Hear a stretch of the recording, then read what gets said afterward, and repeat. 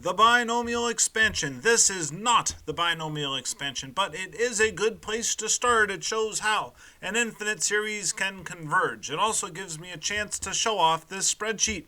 All the terms, and those terms added up, getting closer and closer to 1, as shown in this graph. And yeah, 25 terms might have been overdoing it.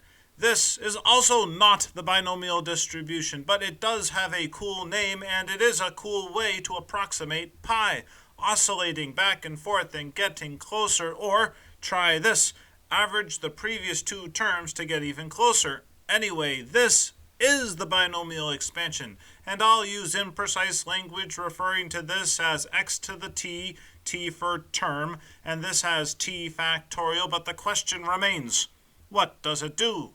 Well, it can do a bunch of different things, as you can see, and what it does depends on two things, on x and n. X can be either greater than, equal to, or less than 0. This is where we'll start, and this is where we'll end up, I hope. Sometimes the binomial expansion works, other times it fails to converge to the correct value. In these cases, your calculator will give you the right value where the expansion fails. Other times, your calculator will fail too. We'll explain why. Here, the series flies off to infinity. There, it oscillates wildly. Here, more oscillations, but these oscillations converge. Here, the series does converge, but in one direction. Here, the series gives not an approximation, but an exact value.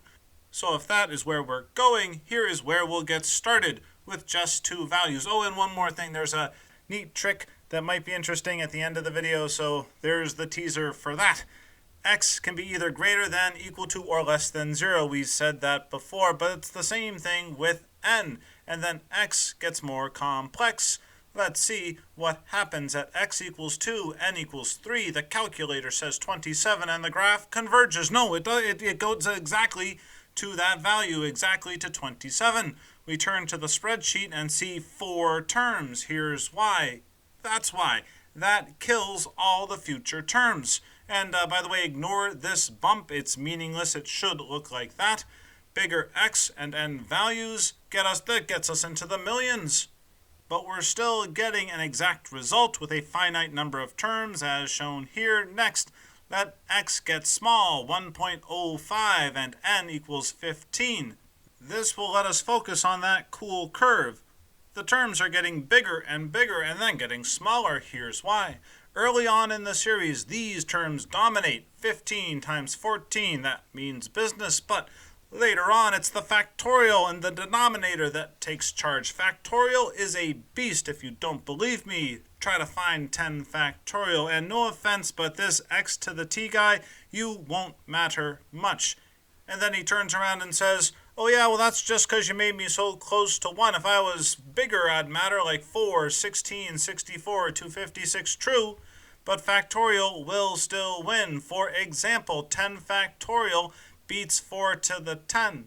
And as n goes to infinity, n factorial always wins for any x. Fun fact.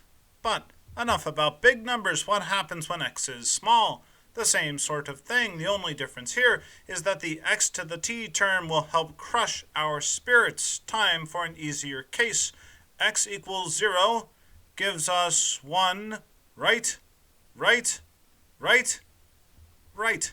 And now x is negative, and things start to get interesting, but don't worry, we'll still arrive at an exact solution with finite terms, which would not be obvious as you looked at the 4th and the 5th term, wild oscillations, but they will eventually die down. Why? Well, we already told you. This part wins at first, that part wins later. The difference now is that the x to the t alternates negative, positive, and you can play around with this pulse if you want. The spreadsheet is linked. Make a copy and go to town. Larger magnitudes of negative x, not a problem. Check and check. But this is not the entire story. Did you notice that we allowed x to be a fraction, but we kept n always as an integer?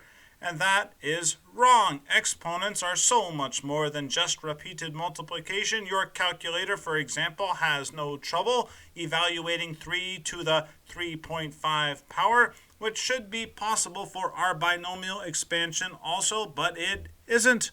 After 15 terms, you'd feel like you were getting pretty close, and then disaster, which is sad, but also understandable. This piece never dies, never equals 0. Instead, it will start off positive, positive, positive, but then negative, negative, which means that the signs are changing later on. But I thought that wasn't a problem. Wasn't n factorial going to kick everyone else's butt? Yes, but fast forward out a couple dozen terms, and we essentially have a factorial divided by a factorial, which means that x to the t, that term finally takes charge, and since it's bigger than 1, since x is bigger than 1, we'll blow up the magnitude. After teasing the right answer, x to the t wins. At last, again, this is x equals 2, n equals 3.5. Same x, n equals 3 this time. Translation, failure for non-integer n's, followed by hope for small x's. A good answer. X to the t now crushes it, but not completely. The spreadsheet shows infinite terms, not finite terms and an exact value, but infinite terms and only convergence to the right value. Shrinking magnitudes, plus, minus, plus, minus. We have oscillation again. Your calculator would have no trouble with this. So, isn't it all just a giant waste of time? Yes, unless it's useful, which it can be in physics. For example, for relativity, or whenever you want freedom of the x out of the parentheses. And even if it is useless, it is math, and it does work for small x. And if x is equal to 0, then the answer should still be 1, which it is. But what if x is negative? Calculator says no problem. It's small, but not 0. What does the graph say? Looks good. The series says it's good. But now let's try n equals 5.5. Even smaller, makes sense. Oscillation and convergence, just like before. Yes and no. Oscillation at first, but looking at the spreadsheet, you'll notice no oscillation when we're getting down to business, getting down to getting closer and closer and closer to the right value. No oscillation there, and it is logical. Early terms, positive and changing signs. Later terms, changing signs and changing signs, which means adding another term would multiply you by a negative and a negative, which would mean everyone's positive. Okay, whatever. Let's get extreme. N equals 55.5 and x equals negative 0.95, pretty close to negative 1. Does that converge? I'd like to think so. Here's the argument. These guys and that guy eventually cancel out, and this eventually crushes us. Okay, then how about this? Unclear. But that looks good. And that smaller n definitely looks like convergence, but it's a lie. Ask your calculator. It's a lie. Technically, it's imaginary. But that's not what the graph says it is. That works. That doesn't. These two x's are not the same. This one your calculator likes. This one not so much. Time for a break. This should be easy, right? Right. Nice. Now, we'll try large values of x, like x equals 2. And n equals negative 3. I mean, 2 is not very large, but we're doing it. And the calculator likes it. But the graph gives us violent oscillations. Zoom in, and you'll see that these oscillations were happening right from the start, and here's why. Each of these terms is negative. X is positive. X to the t blows up. Switching to a non-integer negative n does not matter. That's a fail, and so is that. What if we shrink x close to 1? Cute. And then shrink n. Interesting. But it shouldn't be interesting. Your calculator knew the answer to all these problems right from the start. The binomial expansion is again a failure. What if x is less than 1? Success. Convergence. This converges too. And this, and this, and a small x will converge even quicker. But like the others, it will keep oscillating forever. In summary, these work. And these two are still definitely equal to 1. These two, though, what's that? Remember, this is what x equals 0.5 looked like. Will x equals negative 0.5 be similar? No. And it gets there this time going all in one direction. Positive, positive, positive. What if x is less than 1? x equals negative 1.5, n equals negative 2. The series blows up, but it should be, according to your calculator at least, equal to negative 4 again. A non-integer negative n, however, would give your calculator fits, being, say it with me, imaginary. A reminder that not all failures are created equal. And we are done, except we are not done, because we are missing possible x values. Do you see which x values are missing? Here they are, so let's check it out. 2 to the third is perfect, a finite series. Oscillation, but it will get there. 4, perfect. Oscillation, perfect. So let's zoom in. Oscillation, around the square root of 2. So that means that this, also known as that, would be a good way to evaluate him. And notice how nice it is to have x equals 1. Zooming in again, of course, converges, but kind of slowly, so let us average the final two terms to find 1 over the square root of 2. Nope.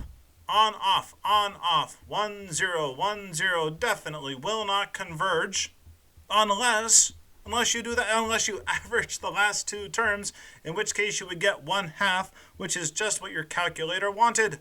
Yikes, no convergence here. Your calculator is disappointed. This is even worse. Well, what should it be? Well, it should be that. You get the picture. It's the same picture we started with. All that's left is to find out what's going on for x equals negative 1. Oh, wait a minute, that would be a waste of time. It's always 0.